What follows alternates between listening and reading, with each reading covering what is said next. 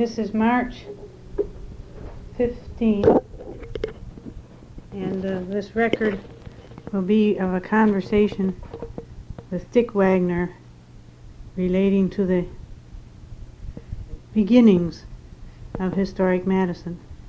It's part of an effort being made this year to gather up the history of Historic Madison. I'm going to ask you first, Mr. Wagner, to tell us something about yourself. Where do you come from? What's your background? And what was your interest in the original Historic Madison Incorporated? I come from Ohio, from Dayton, in the southern part of the state. And I came to Madison to go to the university. It had an excellent, it still does, program in American history in the graduate school. And my undergraduate professors recommended this over the University of Chicago, which was my other choice, and I came and visited both. While I was in graduate school, I lived in what is now the Mansion Hill Historic District and got interested in preservation, and during Mayor Soglin's administration was appointed to the City Landmarks Commission. Being active in the Landmarks Commission was being involved in the preservation of the buildings and some of the history of the city. And as I was participating in those activities, one of the perspectives that I constantly tried to advance was there's a difference in preservation between preserving something because it's historic and preserving something because it's pretty and from the past. Historic preservation has generally tended to be dominated by architectural historians, and for them they like to talk about, as a friend of mine jokes, stentils and lintels, the decoration that buildings have and their styles, and can come up with more names for styles than you can imagine. And I appreciate all of that. I have a fairly good visual sense in terms of aesthetics. And yet, as someone who was being trained in the graduate program in American history, I knew that there's a very real difference between history, the shaping of events and the social trends, and necessarily what happens to be pretty from the past. And one of the arguments that I used to make and still make is that a lot of history from the past can be very mundane and very ugly, and yet maybe we should still save it. It ought to be there, yes. Right, because if we're talking about historic preservation, we're talking about saving something of our past and our history, and we're not simply talking about aesthetics. So during my participation in the Landmarks Commission activities, I was always trying to stress the historical. Now, the first historic district in the city being the Mansion Hill District, it was something that most people recognized as historic. It fit their preconceptions of fine old houses with lots of detail going back to the 1850s. But even so, in that district there were some things that architectural historians could appreciate, as well as historians from the later period when you had infill housing, and actually seeing that pattern of original spacing on the lots and the infill housing as a storied pattern. What's infill housing? Well, in the old days, when Mansion Hill was first established in the 1850s, you might have had 10 houses on a block. Now, those houses might have had other ancillary buildings like coach houses with them, or well houses or other kinds of outbuilding structures. But basically, privies, I imagine, some of yeah, them. some of them certainly would have had privies because the water system came later than those houses. But they had large grounds and gardens around them. Well, as the people who built those mansions moved out, other people found that real estate to be attractive, and they came in the 1890s and the 1880s and in the 1920s and even in the 30s, were building other buildings on lands that had been grounds, lands that had been coach houses and things like that. Building houses mostly. Apartments, yes, some of them were later houses and some of them were even apartment buildings by That standard 1910. three-story. Right, some of the 3 stories. In fact, there is one building in the Mansion Hill area that was from the stone from the old Walker's Castle was taken down, and Walker's Castle goes back to the mid-19th century, and the stone was transported and formed a nice turret, which is a nice echo of the Walker's Castle on Gorham Street, in a house that dates from the early 20th century. So that you had other buildings, and seeing that pattern, one could begin to see a history of development. Now, that had a physical, architectural history component, but it also was related to the economics and the social movement as to who moved where. Even when you think of the old houses, and some of them still had coach houses, you were thinking of the structure of society which had transportation built into their house, not only a place for a vehicle, but a place for horses and a place for the servants to drive the vehicles, if they were wealthy enough, as many in Mansion Hill were. Coach dogs. Right, sure, all of Carrots. those things, right? So that there was a history. Now, there's one of the things, as a citizen advisory committee member to the Landmarks Commission before I was actually on the commission, is I did some research on the historic district, and I went back and looked at the city directories. And if you look at the number of people who are living at an address, it's much more than what we would think of, say, the Van Slyke family, or the Hobbins family, or some of the old families in Madison. There are other names there, and some of the other names might be German or they might be Norwegian. And they were the servants who were living there in the same house. In other words, what we thought of as a homestead was really multifamily housing even then, and it continued into the mid-late 20th century as multifamily housing, except it had changed the nature from sort of a family and servants to, right, it was a series of apartments or rental units that people were renting. So you still had a density of occupation greater than the 19th century, but you still had a multiple family use, and the houses were always that kind of a way. Anyway, this struck me as sort of part of the history of the area, separate from sort of the architectural niceness of the district. And that's one of the themes that I think led to an interest in Historic Madison, was that the Landmarks Commission, in terms of what it was involved in as a city commission, was regulating the exterior appearance of the buildings. As we could control, if somebody came in and wanted a building permit, what would be an appropriate structural change to the building. How were those houses selected that you had the power to? Okay, and that goes into the history of the Landmarks Commission itself. Mayor Dyke was actually persuaded, when he was mayor, to sign a Landmarks Commission ordinance. That ordinance was based on some models from across the country, but it was not a very strong ordinance. He did a lot of flourish and signed it with a quill pen as a sort of an historic gesture, which probably by the time anything in Madison would have been built, quill pens were not historic at all. That was an anachronism going back to an 18th century concept to use one. He should have had his knee breeches. Right, but those would have been inappropriate for Madison. Madison's history doesn't go back that far. Okay. So, but he signed an ordinance and it got involved. And the original ordinance in Madison just really looked at putting plaques on things and maybe making people a little bit aware of some of the buildings. During Mayor Soglund's administration, we went in and followed a model based on the New York City Landmarks Commission and put some teeth in the Landmarks Commission ordinance, where the commission could designate an individual building, but it could also designate a district, and it could control what would happen in terms of city permit activity within that district. It became an actual regulatory function, and the interest was in preserving that for more than just the immediate property owners in the area. And during Mayor Soglund's days, we indeed got into all the arguments of property rights and public rights and things like that. But the Supreme Court, in a series of decisions, had upheld the validity of landmarks ordinances across the country. Last week, I guess, in the University Heights area, a man wanted to withdraw, and the court told him it was not possible. Right. Right, and that was due to many of the changes that we had put in during those days and kept in since that time. So that the Madison Landmarks Commission had a lot of strength in terms of what it would do. There had been a fair amount of research done on the social fabric of the Mansion Hill neighborhood. The original physical neighborhood had extended down Langdon Street considerably beyond where the boundary is presently. But in the 1920s and 30s, a lot of the fraternity houses had been built and had demolished many of the old houses. And so we took a social definition of the Mansion Hill neighborhood based on the old families and based on the interconnections.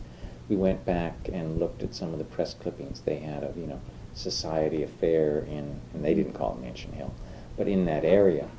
And you could spot the addresses of those who attended, and you could map them out on a map, and you could see where the social interaction among Madison's elite who occupied Mansion Hill or Big Bug Hill or Yankee Hill or Aristocrat Hill. This Those are all some of the southern names. precedes Maple Bluff and Sherwood Hills. Oh yes, the development of much suburbs. much earlier, much Mhm. earlier. In other words, that there were a couple areas that in the 1850s had vied for being sort of the prestige neighborhood.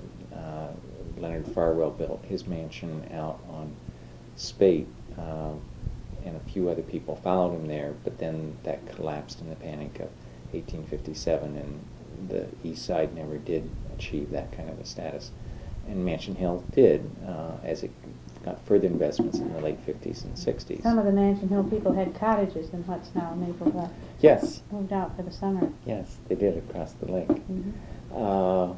And that was thought to be more healthful to go across and get away from the city, which today is what we would think of in the city, but that is the nature of things.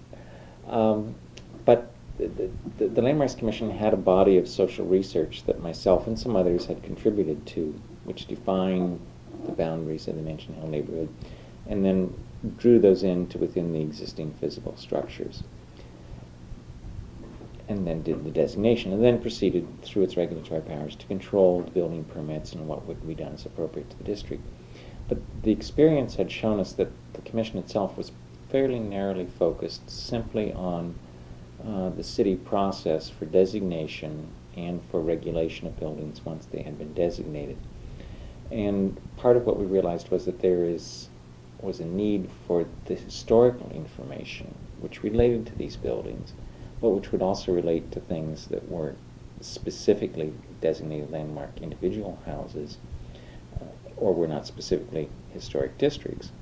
One of the interesting things that the Mansion Hill research also turned up as a sidelight was the old Bloody Fourth, the Irish district, which was not near Mansion Hill, though they were now, in my time, there in the same political district, the current 4th district, though originally they had been in separate areas. But most of the physical remains of the old Bloody Irish 4th were gone. They were not houses that had withstood the test of time over many years. But that was part of the history of the city that was not physically represented, but which should be portrayed and kept out as part of the story of Madison. So we realized that there was a need for something that would focus on local history and not only look at the mansions and look at the individual landmark structures, but that would talk about the historical fabric of the city. And I think many people had sort of always assumed, well, we have the State Historical Society here in Madison, and it takes care of our needs for history. Well, the society does a very good job in many ways, but it is not a society that is focused on Madison per se, except insofar as Madison happens to be the capital of the state, and it is a state institution. And so a lot of what it covers in terms of state history does relate to the history of Madison, because Madison is the capital, but there's a lot of it that's simply the history of Madison as a town, as any other town, as an implement dealer area in the late 19th century, as an area where you had a lot of German immigrants coming in, and then later Norwegian immigrants. And while those things are of general interest to the State Historical Society in terms of state migration patterns, they're not of specific interest in terms of focusing on the history of the community and its interaction and dynamics. And so we thought that while there is a lot of history presented in the city of Madison from the State Historical Society, it is not necessarily history that was focused on Madison and that told the story of Madison itself. And so those two impulses sort of drawing together a group of people was the real impetus for forming Historic Madison. That we thought it was finally time that the city's history should be looked at, and that we ought to look at something more than just the buildings that sort of everybody nodded to as historical, and begin to look at something that was really the history of the community as a whole. And that's the reason we formed Historic Madison. You leave me sort of speechless, because I don't think we've been doing that as we should have. Well, Of course, the people job change. is, and the job is limitless. Right. I mean, And you could do wonder. I mean, David Molenhoff spent years writing this Yes. book on the period of the Yes, history of Madison. And he still has 60 years to go, Right. or more, 65. Right, and there are many things that David covered, and there are many things that he didn't cover. Mhm. We had a lot of fun in those days doing different kinds of programs. For a while, we were doing sort of an annual dinner with the slideshow program, and we would take and do particular topics. And one year somebody had suggested that it would be good to do something on the history of churches in Madison. And so myself and some other people agreed that we would do that, though in some ways we sort of joked, and then we followed it up, not just as a joke, that if we were going to do churches and sort of the moral life one time, we would feel obligated to do the reverse and do sort of Madison's low life in a future program. And do you have a... And we did a program on Madison's low life. It was a lot harder to get visuals on Madison's low life, but there were tales of rowdiness from Camp Randall days and days when the old legislature used to meet and what would happen and where the parties would go on during the session and all kinds of stories of women of the old repute. And Madison had that sort of life. Where is that? Where are those slides I wonder? Sheesh. I might have some of them. Lance Nicar might have some of them. We ended up sort of, when we were doing the church history, we did contact a number of the churches, and we borrowed, a lot of the churches had a church history, and we borrowed theirs, and Lance took the photographs, and we had quite a good program on that. Well, that would be wonderful to have in our collection of things. We had last summer at our picnic, we had a young man who's done a lot of scuba diving in Lake Mendota, who has a collection of bottles that goes back 100 years. And it's fascinating to contemplate the amount of history that's gone to the bottom of the lake over the years, and that would have been some of the high life and the low life, I imagine. Right, I'm sure some of the low life threw things over the board and ended up at the lake too. So Historic Madison in those days was designed to focus in terms of the history, and particularly looking at broader social things and try and portray some of the past political and cultural life of the city in many ways. Did you have a lot of people working on these various projects?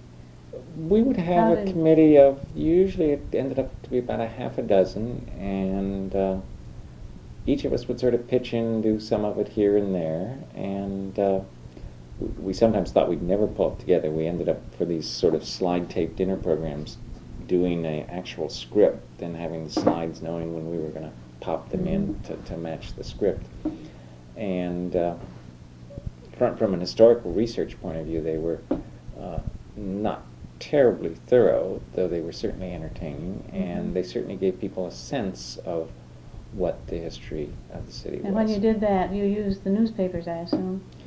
In part, but again, they were programs that we put together based on whatever materials we could get to hand. We didn't, have the academics' time to do large amounts of research on them. That when we could find published materials, and in some cases archival materials, we used them. But we didn't really set out formal research schemas and go actually, plow through tons of material before we came to our conclusions. We went off looking for what we could find and what could be presentable. And really where did you quick go for things like that? We used Madison Public, and we used the State Historical, and we used private collections.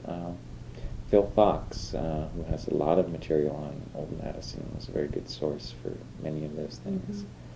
And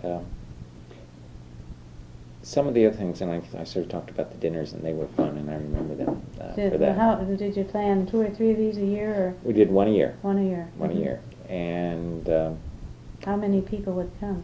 Oh, we would have easily 70 or 100 people at the dinners, and we usually had them at a downtown hotel, and that way we didn't have to manage worrying about the arrangements for the dinner itself. The hotel took care of that.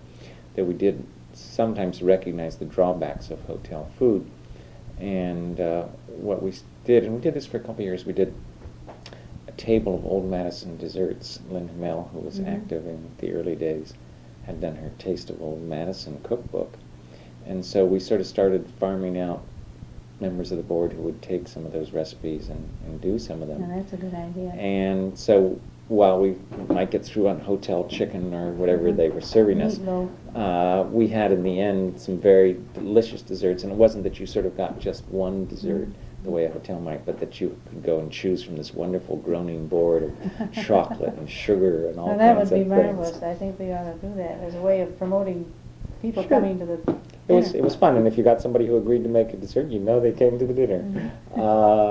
And the shows were fun and lively, and we had a lot of fun doing them. Do you remember anything about the membership of the group, how big it was? I think membership was near 200 at its peak. I think probably during those days 150 was more common. We had a mixture of members. There were some old-time Madison folks who were interested in it, but for the most part it was a lot of younger folks who were sort of discovering almost the history biz, though that's a bit coining of the term. But we had people involved because we were doing things that they enjoyed doing, like the dinners and the slideshows. One of the other early activities was the alternate parade of homes, which got us a lot of support and interest in membership. And we had people who were going out and being involved with the neighborhood associations. The arrangement was sort of always we would try and find some associations that were interested in doing it, but that we would try and put people in who could help do some of the research in the neighborhood and who could help the owners perhaps locate some sources and things like that. And we always had a mixture. There were always some historic things and some things that really didn't have a lot of history but were simply available to show and interesting to look at. Going to be history. Right, going to be history someday. But one of the things that Historic Madison always did in the alternate parades was that we did some general research, usually on the neighborhood, and could talk about it in terms of the context of the development. In other words, when University Heights was a suburb and the streetcar line moved out. And actually from the program we had done on churches, we knew that initially all of the Madison churches were downtown, and then finally they had to decide as the city grew and their membership started to move whether they would go east or west or try and stay downtown. And so you had a congregation, like First Congregational, decide to abandon a church right off the square and move to the west side, and of course that related... Not Holy Redeemer. No, Holy Redeemer, that stayed there, Stayed right? there, And Grace Episcopal stayed there. Of But course, Holy Redeemer doesn't really function as a church anymore. That is, it has mass, but it's not a parish. not the same parish function that, that's right, that it used to have. But that was the old German Catholic parish, and primarily Austrians and Bavarians who had settled in Madison who went to that congregation. It's interesting that if you look at the German settlement in the city, that the German Catholics were over there, and what was the old... I think... No, that wasn't the second. I think that was the old first ward. And that the German Protestants tended to live east of the square rather than west and north and west of the square, which is where Holy Redeemer was. The Irish went to St. Raphael's. St. Raphael's, right, indeed. And then St. Raphael's was so packed, and that was in the old Fourth Ward, that's where the old Fourth was, that then the St. Patrick's was split off from that as a separate congregation. But again, when we were touring, with the alternate parade of homes, we had sort of amassed some of this data, and so we would weave some of this into the description of the neighborhoods about what their ethnic composition had been and what the institutional relationships such as churches had been, and when the schools and other things that had been developed. Because people in the neighborhood might know something about their house or maybe a couple houses down the blocks, but they didn't really have that sense of the history of the development of the city as a feature. I had one of our recent parades worked at a house down on Gilman Street where the woman that had been the maid of the family for 40 years and retired in 1940, something like that, came to look at the house. And in about 10 minutes gave us more history of the place and the family than we could have gotten anywhere else. I'm sure. She was a close observer for a long period of time. Sure. And those are the kinds of resources that you just never know when they're going to pop up and that you suddenly We find, and maybe you have a suggestion about this, on our occasions, which we have about 3 or 4 times a year to gather the membership, Mhm. we get 50, 60 people, Mhm. but often not the same people. Sure. We get a different crowd. Mhm. So it's about the same That's- number, but they're Mhm. different. And that's fine. I mean, that they have different interests, and Mhm. to assume that you have to have some of the same people, I think, would keep you limited to certain focuses, whereas by doing Yes. different things, you draw different people in at different points. Mhm. One of the things that I was very proud of that we did in those early days is that we made a decision to start the journal. Yes. And at the time when Historic Madison was organized, there was only one other local historical society in the state, the Milwaukee County Historical Society, which published a journal. Newsletters, sure, lots of the Mhm. local historical societies did newsletters, and we did one too. In fact, we did a very nice newsletter. It was lots of fun.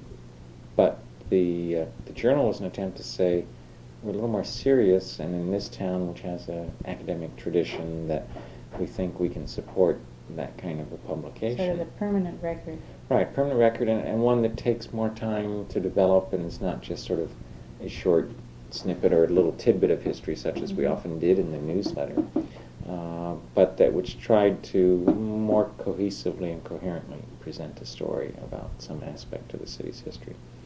And in thinking that, the Milwaukee County Historical Society is a funded institution that has permanent staff and things like that. Mhm. And, here we were, a volunteer organization, and yet there was enough interest and liveliness to do programs like the alternate parade and the annual dinner, and to do Mhm. the journal. And it was an exciting group, and it was a fun. The board meetings of Historic Madison were some of the funnest board meetings of any organization I've ever gone to in the city. It was just a lively group. That's interesting. We have some liveliness in our group, but it doesn't, I don't think, compares to what a pioneer group has. And we have some of the people from the original group, but not Anna and Phil Fox are still Mhm. very faithful members. Mhm. But we don't have a cohesive group. Yeah. Although the board meetings are interesting, Right. and they're different. We go to the Attic Angels Tower for our meetings Mhm. now, and have our dinners at the University Club. Mhm. So we only have one a year. Mhm. But anyway, we are. I would be interested to know about the relationship of the two organizations. The Madison Trust. Sure. Did it precede Historic Madison? Came after? No, Historic Madison came first, and then the Madison Trust came afterwards. Mhm. And again, both grew out of that same group of folks who had been involved and interested in the Landmarks Commission activities. The trust was more focused specifically on a concern to preserve properties.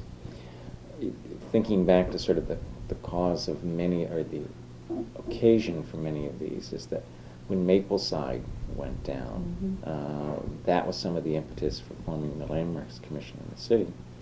And it was also the impetus to say that in some ways we need to have more tools to deal with that kind of a crisis situation, because the Landmarks Commission was never be in a position to buy a property that was threatened. It could afford some public protections, but it couldn't actually assume ownership kinds of controls and rights of property. You can regulate within limits, but you really can't achieve the kinds of intervention that you sometimes need with regulation if you want to save a particular piece of property. And so there was a feeling that we needed to have a private group that would have funds available that could go in and save properties. The trust was based on some similar models that other communities had, where they had actually established revolving funds, and they had a board of directors knowledgeable in property who could go in and buy properties, hold them, resell them to people who would accept them on a basis that would preserve them, and that might be accepting a preservation easement or an historic covenant or a landmarks designation or something that would tie the property into a preservation situation. And that was the vision for the Madison Trust for Historic Preservation when it was formed, that it would be that kind of an active real estate function. And I think what has happened over the years is that while it has helped some individuals acquire properties that they're interested in, it did not itself become involved in the real estate function, and instead has focused more on educational, informational kinds of efforts, which They found it very difficult. The one house that they did build right, and restore didn't sell off for a long time.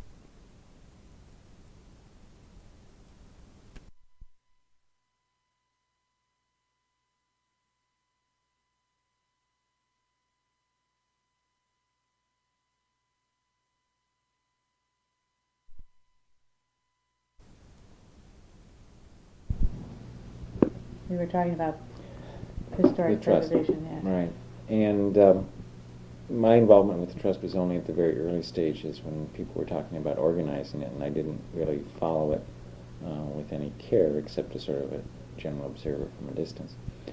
But my sense was that they got away from their interest in actually managing, owning, and securing real estate into a more program that focused on information about preservation, how to do it, information about buildings that were historic and how to go and research it. And when they chose that course of action, which obviously can be an eminently sensible course of action, they ended up being a lot more parallel to Historic Madison than I think what both original intents and purposes were for the organizations. And I think that's the situation. There's a certain overlap in membership right. and board. We have one person now who's on both boards. Mm-hmm. But is it? Can you see any reason why this merger would not be a good thing? Not necessarily, and it would, to my mind, be somewhat limiting. Not a bad thing, but somewhat limiting, if the broader sense of history was still not there in Historic Madison in a merger with the trust, because preservation people really do look at the physical remains of things. The foundation. Well, the foundations and structures. The water leaked into the basement. Right. But they also look at things that you have a physical record of. And say something like politics. You don't get much physical records from politics. Mm-hmm. And a lot of the cultural life of a city. You may have some structural remains of it in a theater or something like that. But you don't get a sense of what entertainment was like in 19th century Madison when you had opera houses and touring groups coming to use Chautauqua. the Chautauqua. I mean, people didn't have TV, they didn't have a lot of even the publications, magazines that we take for granted today. And so they had different means of information and entertainment. And there are very few physical remains about those kinds of activities. And so if in the merger the emphasis was focused largely, entirely, solely on things that had physical or architectural remains, or which there might be some photograph of, you could lose some of the history, because history is really a much broader dimension and study of what we have done in times in the past. And also setting things up so that 100 years from now people will have some idea what we were all about. Right, and that's one of the important things for an historical society to do, is to maintain an archives and to create a record of things that people want to know about in the future. And if you're concerned with preserving a building, that building as preserved may last. But the records that relate to another function going on may not be saved unless you're doing an archival record to try and save things. And in Madison, which is a city of great activity in intellectual, social, and political circles, you don't often have direct physical remains that capture the depth of those functions in our society the way you do for another community where those are not as important. I mean, if a community is based on industry and manufacturing or something like that, you usually have some physical means related to that. And while you might have a house of a famous professor here, still knowing how ideas were circulated and how they interacted and what the social structures and battles were for things, that's a lot of the history of this city. One of the problems, it seems to me, maybe you could have some suggestion, is that using the newspapers, we've had two very contentious newspapers here for a long, long time, you don't get the whole story. Very often the reporters, I used to notice this in various committees and boards that I've been on, they decide, they set the agenda, and what appears in the paper is what the public thinks happened, without any any reputation from anybody else. Sure. And so we have to have other sources. Right, and the creation, in terms of even like an oral history program, of making sure that you're documenting things in ways. In the 19th century, and even in the early 20th century, many of the people who were involved in those kinds of activities kept records, diaries, memoirs, different kinds of things that would record those. And a lot of even what was not official was written in terms of correspondence with other people. It wasn't done on the telephone. It wasn't done on the telephone. Today it's done electronically on the telephone in transitory records that may not be kept on computers. One of the problems of family history. We find in this family that we now, it doesn't cost a whole lot more and you get immediate gratification from using the telephone. Right. And we're not going to stop using telephones and things like that. They're wonderful. But we're losing part of the generation of the record. And on the other hand, we tend to be inundated with a lot more paper, which may not be as meaningful in terms of recording and knowing what the fabric of life is like. The Xerox machine. Right. There's 10 copies of it out there, and maybe of those 10, 2 or 3 that end up saving it rather than pitching it. And some of that may get in archival materials, but there's a limit to the kinds of materials that end up in archives, and a good historian wants different kinds of sources, and somebody who's involved in sort of preserving the historical record or interested in that record ought to be trying to generate and create those in ways that they'll be there for the future. Let me ask you if you have any suggestions about this. One of the things that we have been concerned with in the last 3 years, I guess 4 or 5 years that I've been on the board, has to do with finding a place for our stuff. Not a museum, because we have a wonderful museum here, but a place where people who want to read, always had in mind something like a Christian Science reading room where materials were available and open at certain hours. Do you have any suggestions about how we might do that? We have have our eye on the depot, and we have our eye on a couple of other places that are not presently available. One of the other aspects of the early days of Historic Madison that I haven't touched on, that this brought back to me, was that there was a very direct involvement of the Madison Public Library. Initially Bernie Schwab, and then one of his assistants, was involved with the board. The board most often met at Madison Public for its own meetings. And there was an interest purported on the part of Madison Public in having a local history room function kind of thing, where collections could be gathered and where research could be assisted in terms of genealogy or local history, and materials would be accessible to people. And I still think that's a very good idea.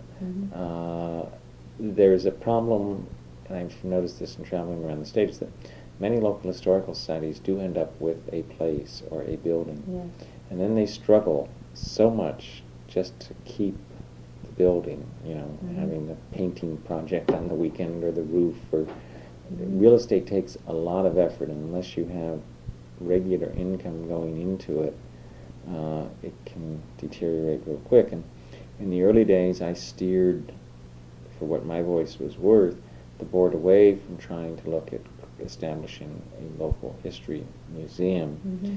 because one, I was afraid of the resources that that would consume unless we had a very sound foundation, and that to my mind it was more important in terms of getting the history, the programs that we were doing out to people, and that information and knowledge was of higher priority to me than a building. On the other hand, if you had a space, that provides a focus for things, but if you can get somebody else to maintain that space for you and provide the heat and light, you're a lot better off than if you have to do it yourself Yes. as a volunteer organization. We have made some efforts to consider a section of the Madison Public Schools, a room Mm-hmm. in a building, which are now available, but 5 years from now are not going to be available because of the resurgence of the child population.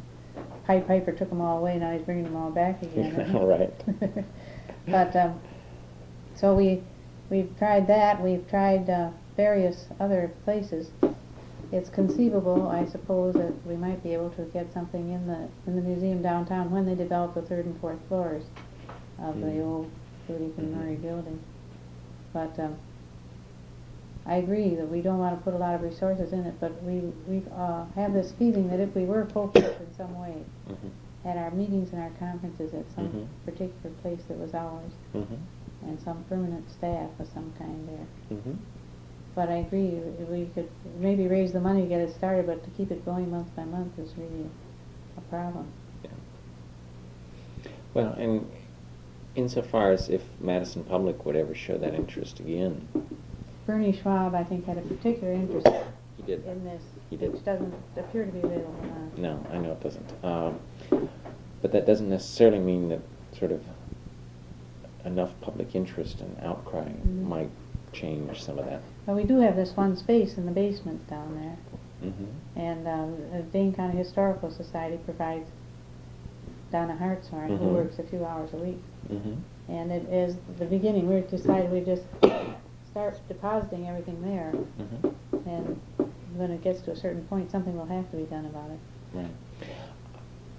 Insofar as most of the materials that are in public hands relating to the history of Madison are either at Madison Public or at the State Historical Society, one or the other of those locations would make the most sense. Since the State Historical Society is so focused statewide, and if they did it for one community, people would say, why don't you do it for another? I think they would have a difficulty with that. Madison Public is at least presumably responsible to the same group of people who you are interested in reaching, and who frankly might well use this as a service if it were provided for them, because there is an ongoing interest in history, continues to be, I think, in every community. There are 13, I think, historical societies in Dane County. Would you think that it makes sense for all of them to kind of gather? Well, Make an umbrella? They do participate now, I think, in some of the capital area Yes. group activities. Regional, yes, right. and they have one joint meeting a year. Right. I think that's probably about the level of cooperation we're likely to get. Because people in Mount Horeb want to talk about Mount Horeb, or Mazomanie, they want to talk about Mazomanie. They may have some interest in Madison, and they may have some interest in sort of what a Madison group is doing. But they're less interested in Napoleon Bonaparte and Slyke, unless he happened to own some of their land or something like that. So I wouldn't expect a lot there. If we ever ended up with a county library system, then the county, if it operated the library as a function of a local history program, could well emphasize working with all of the historical societies, and it could have a local history collection that would work for Historic Madison as well as for Provide Mount Horeb. indexing and Right, maintenance and of I records. think that would be a very sensible thing for the county to be involved in. What is the relationship? We are now concluding the interview of March 15th, 1986. That's the way I am in my life.